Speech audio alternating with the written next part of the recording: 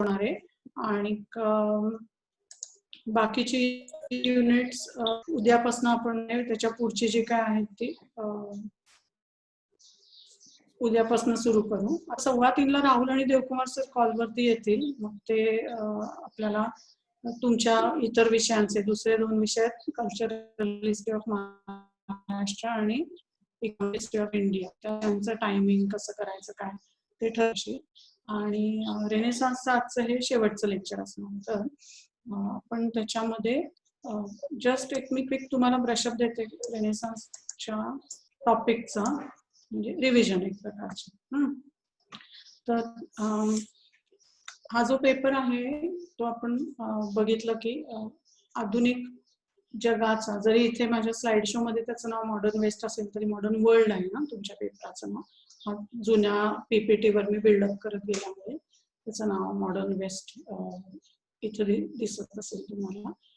तो आधुनिक जगाचा वैचारिक इतिहास आहे आणि त्याच्यामधलं हे रेनेसान्स पुनरुज्जीवनाबद्दलचं लेक्चर चालू आहे. पहिलं युनिट जे आहे ते मानव केंद्रीय विचार आणि पुनरुज्जीवन असं पहिलं युनिट आहे. मानव केंद्रीय विचार आणि पुनरुज्जीवन, ज्यामध्ये आपल्याला मानव केंद्रीय विचारांचं जे तत्वज्ञान आहे त्याची आपण थोडी चर्चा केली आणि पुनरुज्जीवन म्हणजे नक्की काय, त्याची कारणं काय होती हे आपण बघितलं. आणि पुनरुज्जीवनाची अभिव्यक्ती कलेच्या क्षेत्रात विशेषतः आपल्याला कुठं कुठं पाहायला मिळते हे आपण या 3 विशिष्ट कलाकारांच्या उदाहरणामधून आपण बघितलं. मानवतावादाची पण अभिव्यक्ती कशी त्या पोर्ट्रेट्स मधनं, त्या न्यूज मधनं, त्या थीम्स मधनं कशी काय दिसते हे आपण बघितलं. आणि लिटरेचर मध्ये मात्र आपण खूप डिटेलमध्ये गेलो नाही आणि आर्किटेक्चर स्थापत्यशास्त्रामध्ये डिटेलमध्ये गेलो नाही.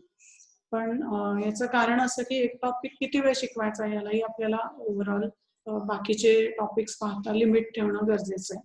त्यामुळे आर्किटेक्चर आणि लिटरेचर हे जे 2 भाग आहेत या पहिल्या युनिट मधले, स्थापत्यशास्त्र आणि साहित्याचा विकास किंवा वाङ्मय, तर हे तुम्ही वेगवेगळ्या साधनांचा वापर करून त्यांचा अभ्यास तुम्ही करा असं मी तुम्हाला सांगेन.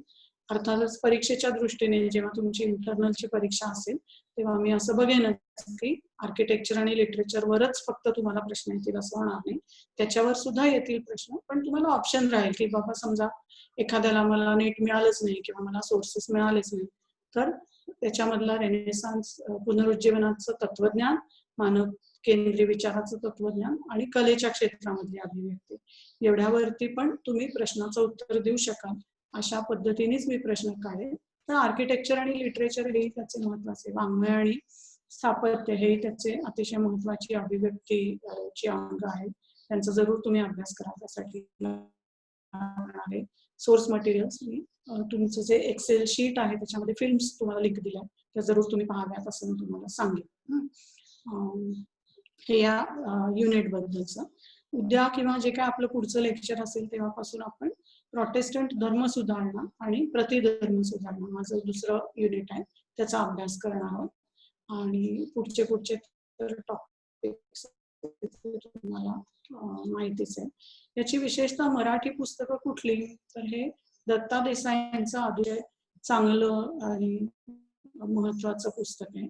युनिक अकॅडमीचं प्रकाशन आहे आणि त्याचा जरूर तुम्ही वापर करा असं मी सांगेन तुम्हाला. फक्त आता लॉकडाऊन आणि तुम्ही गावाला असल्यामुळे पुस्तक तुम्ही कसं वाचू शकाल हे खरं मला माहिती नाही. पण जर का तुमच्यापैकी कोणाला उत्साह असेल, मागेच मी म्हणलं ते कसं, तर इकडे येऊन माझ्याकडनं पुस्तकाची तुम्ही स्कॅन कॉपी करून एकमेकांच्या मध्ये ती आत्तापुरती, कारण ती तसं करणं अधिकृत नाहीये खरं म्हणजे, पण आत्तापुरती तुम्ही एकमेकांची स्कॅन कॉपी शेअर करू शकाल. हा एक त्याच्यामध्ये मार्ग आहे. इतरही अर्थात पुस्तक इथे लिस्ट मध्ये ऑनलाईन भेटू शकतं. काय ऑनलाईन भेटू शकतं? ऑनलाईन आपण म्हणजे विकतच घ्यायला लागेल ना आधुनिकतेचे. हो, त्याच्यावर सूट पण आहे. म्हणजे मी घेतलंय युनिक अकॅडमीचं, नाशिकला आहे ना ऑफिस, तिथे भेटलं. Very good. म्हणजे ज्यांना शक्य आहे त्यांनी जरूर विकत घ्या, कारण ते लॉंग टर्म संग्राह्य असं पुस्तक आहे. पण जर समजा शक्य नसेलच तर ज्यांच्याकडे आहे पुस्तक त्यांनी ते स्कॅन करून, पण ही अर्थात अजिबातच अधिकृत मार्ग नाहीये हा पुस्तक स्कॅन करून हे करणं, कारण त्यामध्ये लेखकाला आणि प्रकाशकाला रॉयल्टी मिळते वगैरे.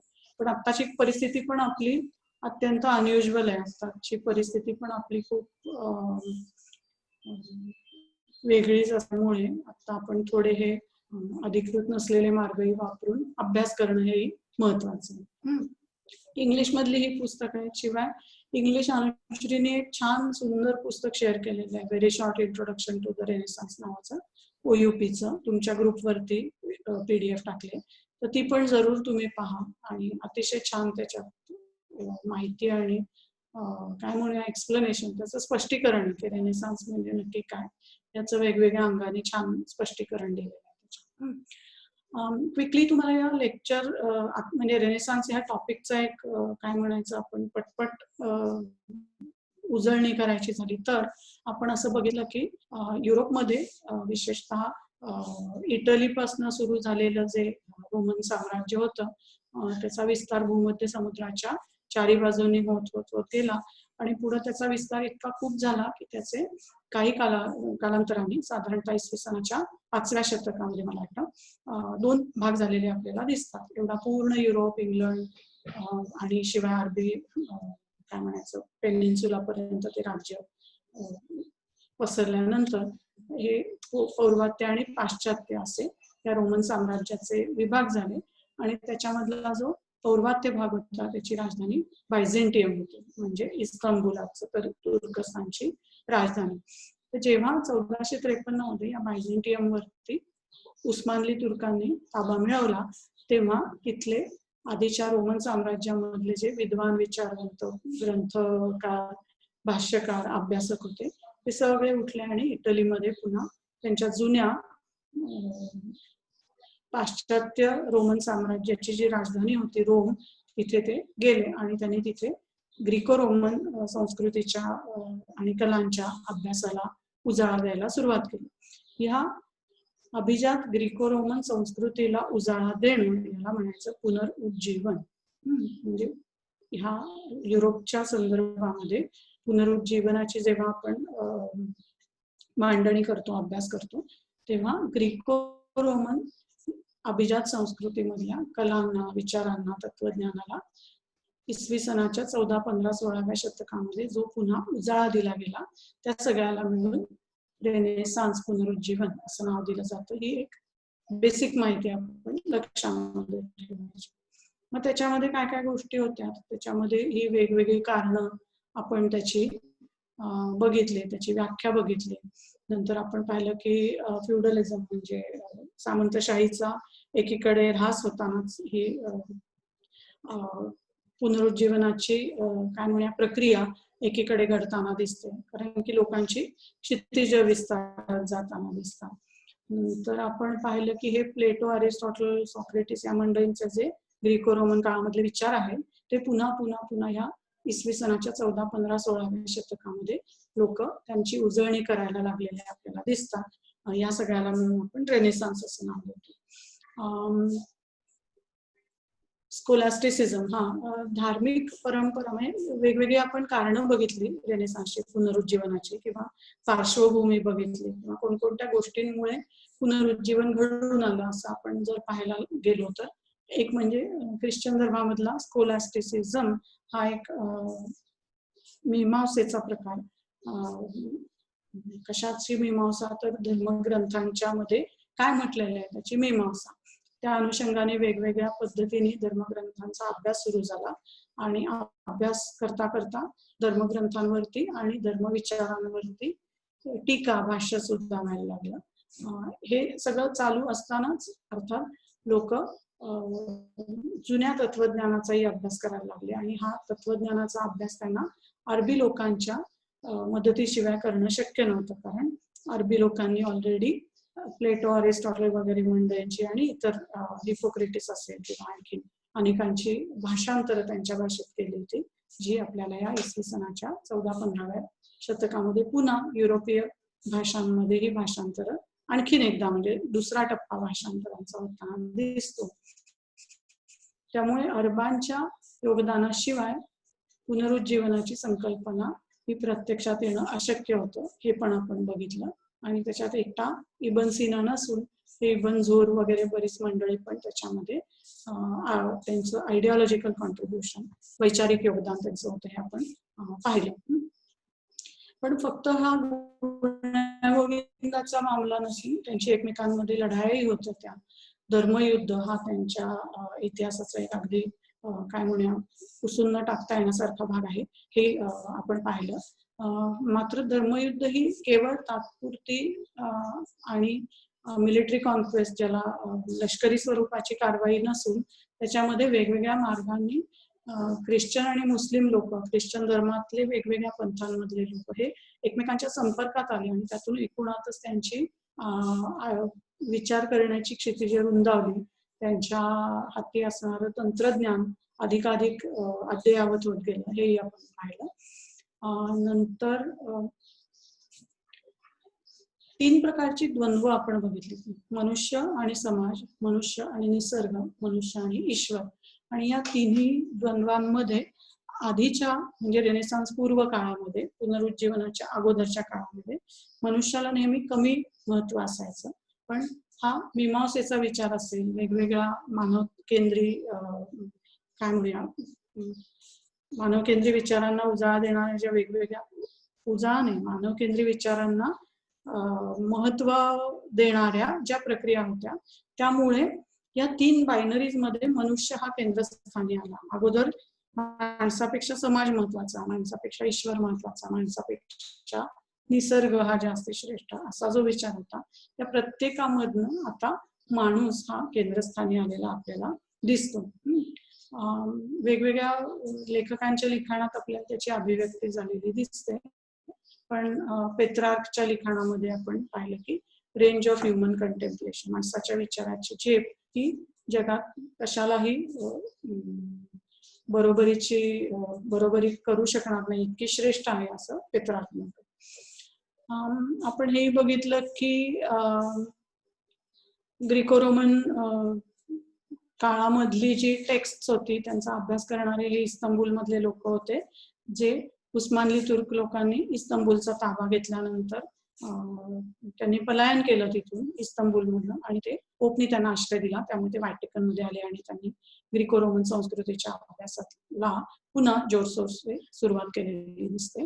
या सगळ्या प्रक्रियेमध्ये छपाईच्या तंत्रज्ञानात झालेले क्रांतिकारी बदल गुटेनबर्गने आणलेले तेही आपण बघितले की ज्यामधून विचार नुसते धार्मिक विचार नव्हे तर वेगवेगळ्या पद्धतीचे वेगवेगळ्या एकमेकांशी विरोध असणारे सुद्धा विचार पुस्तकांच्या माध्यमामधून, छपाईच्या माध्यमामधून कसे अनेक लक्षावधी लोकांपर्यंत पोहोचणं सहज शक्य झालं. त्यामुळे गुटेनबर्ग ही जणू काही आजच्या इंटरनेट सारखी क्रांती घडवून आणणारा एक घटक ठरला. त्यांनी घडवलेले जे बदल होते प्रिंटिंगच्या तंत्रज्ञानामधले ते. नंतर आपण पाहिलं की प्रादेशिक भाषांमधलं लिखाण, ज्याच्यात दांतेने लिहिलेलं इटालियन भाषेमधलं आपण काव्य पाहिलं किंवा नंतर शेक्सपियरचं आपण पाहिलं. प्रादेशिक भाषांमधल्या लिखाणालाही प्रतिष्ठा या काळात मिळायला लागलेली दिसते. शिवाय इराझमस सारख्या धर्म गुरु म्हणजे ऑर्गनाइज संघटित धर्मसंस्थेच्या आतमध्ये असणाऱ्या त्या अधिकार पदांवर असणाऱ्या लोकांनी सुद्धा धर्मसंस्थेकडे एका टीकात्मक पद्धतीने पाहायला सुरुवात केली. त्याच्यामध्ये ज्या ज्या गोष्टी चुकीच्या आहेत त्यांच्यावरती त्यांनी टीका केली. शिवाय त्यांनी धर्मसंस्थेच्या मर्यादांकडेही निर्देश केला की माणसाचा चांगुलपणा हा फक्त धर्मसंस्थेने प्रशस्ती पत्रक दिल्यामुळे ठरत नसतो, तर माणूस हा स्वतःहून सुद्धा चांगला असू शकतो, कोणी सर्टिफिकेट देवो किंवा न देवो असाही विचार, मानव केंद्रीय विचाराला बळ देणारा विचार इराझमसने मांडलेला आपण पाहिला. या सगळ्यामधनं एकूणात प्रश्न विचारण्याची एक वृत्ती लोकांच्या मनामध्ये निर्माण झाली आणि हे वेगवेगळे लेखक आहेत, मॅकियावेली सारखे आहेत, युटोपियाचा लेखक तो टॉमस मोर आहे, आणखीन विविध लोकांनी मांडलेल्या शंका असतील, मांडलेले उपस्थित केलेले प्रश्न असतील, या सगळ्यामधनं प्रोटेस्टंट धर्म सुधारणा नावाची गोष्ट घडून आली. हे आपण नंतर पाहणार आहोत, पण इथे फक्त त्याचा उल्लेख करून ठेवते. या सगळ्याच्या केंद्रस्थानी असणारी आयडिओलॉजी, असणारं तत्वज्ञान म्हणजे मानव केंद्रित तत्वज्ञान, आणि त्याच्या उदयाला कारणीभूत ठरलेले घटक काय होते ते आपण इथे बघितलं ह्युमॅनिझमच्या परिचयामधून. राहुल आणि देवकुमार सर आलेत का? राहुल सर आलेत. ओके, इथे आपण मराठीला थोडा ब्रेक घेऊ आणि त्यांच्याशी बोलून वेळ ठरवून घेऊ. स्क्रीन दिसतोय, ऐकू येतंय? Yes ma'am. ओके, तर आपण असं बघत होतो की मानव केंद्रीय विचारसरणी जी आहे त्याच्या उदयाला आणि विकासाला आणि प्रसाराला कोणकोणते घटक कारणीभूत ठरले. तर हे व्यापाराच्या निमित्ताने, युद्धांच्या निमित्ताने लोक आपापल्या घराच्या, गावाच्या, खेड्याच्या, छोट्या नगराच्या बाहेर पडली आणि त्यांची ऐहिक समृद्धी तर त्यामुळे त्यांना प्राप्त झालीच, पण त्यांची सामाजिक संबंधांची क्षितिज जी होती ती पण आपल्याला विस्तारली असं लक्षामध्ये येतं. म्हणजे जे अगोदर फक्त काका मामा, बहीण भावंड किंवा गावकरी यांच्या पलीकडे त्यांना फारसं विश्व माहीत नव्हतं. त्यापेक्षा आता हे लोक खलाशी झाले, हे लोक युद्धासाठी इतर देशांच्या सैनिकांशी त्यांच्या ओळखी झाल्या, किंवा त्यांचे जे सुपिरियर्स होते वेगवेगळे, खालचा अधिकारी, त्याच्यावरचा अधिकारी, त्यांच्याशी ओळखी झाल्या. असा त्यांच्या सामाजिक संबंधांचा विस्तार होत गेला आणि यामधनं एकूण जगाकडे, जगण्याकडे पाहण्याची त्यांची दृष्टी ही विस्तारत गेली. आणि जर का उदाहरणार्थ पॅरिस मधल्या माणसांना असे छान कपडे घालायला मिळतात तर मला का मिळत नाही, अशा दृष्टीने, किंवा तिथले लोक जर असं प्रकारचं उतरत्या छपराचं घर बांधतात तर मी का तसं नाही बांधू, अशा विचारातून कला असेल, स्थापत्य असेल, कपडे असतील, फॅशन्स असतील, खाण्यापिण्याचे पदार्थ असतील, या वेगवेगळ्या गोष्टींमध्ये आपलं आयुष्य अधिक सुखकर कसं होईल याचा विचारही लोक करायला लागले. या सगळ्यामधनं आपण जे 3 द्वंद्व पाहिले, माणूस आणि निसर्ग, माणूस आणि ईश्वर, माणूस आणि समुदाय, यामध्ये मनुष्याला केंद्रस्थान प्राप्त झालेलं आपल्याला दिसतं. या सगळ्याला मिळून म्हणायचं मानव केंद्रित विचार. इंटलेक्च्युअल फ्रीडम आणि इंडिव्हिज्युअल एक्सप्रेशन. मनुष्याचा स्वतःची विचारशक्ती जी आहे तिला एक प्रकारची मोकळीक मिळाली. व्यक्तीला आपल्याला जे काय म्हणायचंय त्याला व्यक्त करण्यासाठी, अभिव्यक्ती करण्यासाठीची मोकळीक या काळात आपल्याला मिळाली दिसते. या सगळ्यामधनं अर्थातच जेव्हा लोक बोलायला लागतात तेव्हा ते प्रश्न विचारतात. त्यामुळे प्रश्न विचारण्यामधनं वेगवेगळ्या क्रांतिकारी अशा बदलांना काय म्हणूया त्यांची सुरुवात झालेली दिसते. तर ते जसे कलेच्या क्षेत्रामध्ये होते, स्थापत्याच्या क्षेत्रामध्ये होते, लिटरेचर, साहित्याच्या क्षेत्रामध्ये होते, तसेच धर्म वगैरे श्रद्धेचे जे विषय आहेत त्यांना सुद्धा लोक प्रश्न विचारायला लागल्यामुळे तिथेही क्रांतिकारी असे रिव्होल्ट ज्याला म्हणतात, विद्रोही अशा स्वरूपाच्याही घडामोडी घडलेल्या आपल्याला दिसतात. हे सगळं आपल्याला रेनेसाच्या काळात झालेलं दिसतं. त्याच्यामध्ये विविध आपण धर्म काय म्हणूया, संघटित धर्मसंस्थेमधल्या सदस्यांनी केलेली आत्मटीका होती धर्मावरची, इराझमस सारख्या किंवा दांते सारख्या, शेक्सपियर सारख्या लोकांनी प्रादेशिक भाषांमध्ये निर्माण केलेलं वाङ्मय होतं. गुटेनबर्ग सारख्या माणसांनी तंत्रज्ञानाच्या क्षेत्रात घडवून आणलेले बदल होते. ही सगळे वेगवेगळे घटक या रेनेसान्स नावाच्या, पुनरुज्जीवन नावाच्या गोष्टीला तिला काय म्हणूया बळ देत आहेत, ती घडवून आणण्यामध्ये त्यांचा मोठा वाटा आहे. स्कोलॅस्टिसिझम ही पण एक आपण पाहिलं, हे एक पद्धतीशास्त्र आहे धर्ममीमांसेचं, ज्यामधनं आपल्याला जग ही समजून घेण्याच्या योग्यतेची गोष्ट आहे. सारखं परलोकाचाच विचार, पारलौकिकाचा विचार करण्यापेक्षा ऐहिकाचा सुद्धा विचार करणं ही महत्वाची गोष्ट आहे, असा एक त्याला तात्विक अधिष्ठान या विचाराला स्कोलॅस्टिसिझम मधनं मिळालेलं आपल्याला दिसतं. धर्मयुद्धांमधनं आपण पाहिलं त्यांच्या सामाजिक संबंधांचा विस्तार झाला. अरबी लोकांचं यामधलं कॉन्ट्रीब्युशन, त्यांचं जे योगदान आहे ते इथे अजिबात आपल्याला नाकारून चालणार नाही, कारण की अरबी लोकांनी पश्चिमेकडचं जे रोमन साम्राज्य होतं, ग्रीको-रोम, त्याच्याही आधीचं ग्रीको-रोमन विचारवंत होते, त्या सगळ्या विचारवंतांच्या ग्रंथांचा, विचारांचा, तत्वज्ञानांचा आपापल्या भाषेमध्ये खूप उहापोह केला होता. कधी भाषांतर केली होती, कधी त्यावर टीका केली होती. हे सगळं आता व्हॅटिकन मध्ये ही लोक आपापले ग्रंथ घेऊन परत आल्याच्या नंतर त्या लोकांना वाचायला मिळालं. कुठल्या लोकांना? आत्ताच्या पश्चिम रोमन साम्राज्यामधल्या किंवा व्हॅटिकनच म्हणूया, कारण तसं काही रोमन साम्राज्य राहिलं नव्हतं 1453. पण त्यांना अर्बान शिवाय हा अभ्यास करणं ग्रीको रोमन संस्कृतीचा अशक्य होतं. हे आपण वेगवेगळ्या उदाहरणांमधनं पाहिलं, इबन सिना वगैरेंच्या.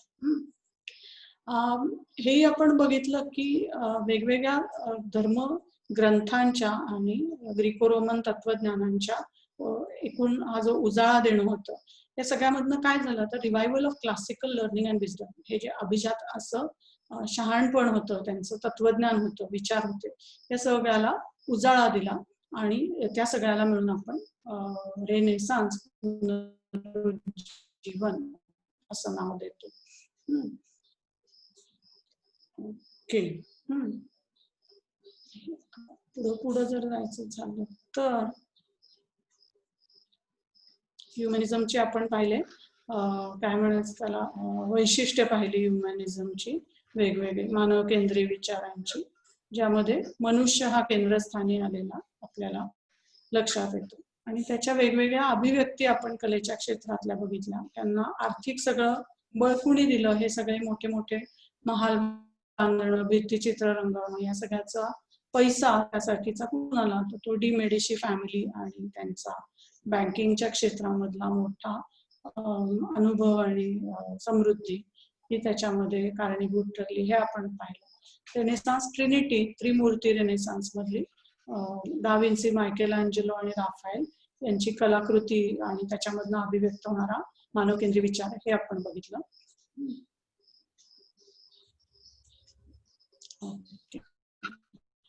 शेक्सपियरच्या नाटकांमधनं ग्रीको रोमन तत्वज्ञानाला जो उजाळा मिळाला, त्या काळच्या कहाण्यांना जो उजाळा मिळाला, ते आपण बघितलं. आणि शेवटी असं की ह्या सगळ्या रेनेसान्स मधनं कशा स्वरूपाचे परिणाम आपल्याला पाहायला मिळतात. तर इथे 1-1.5 मिनिट राहिले तर आपण हा कॉल सोडूया आणि पुढे अगदी 5 किंवा 10 मिनिटं बोलू.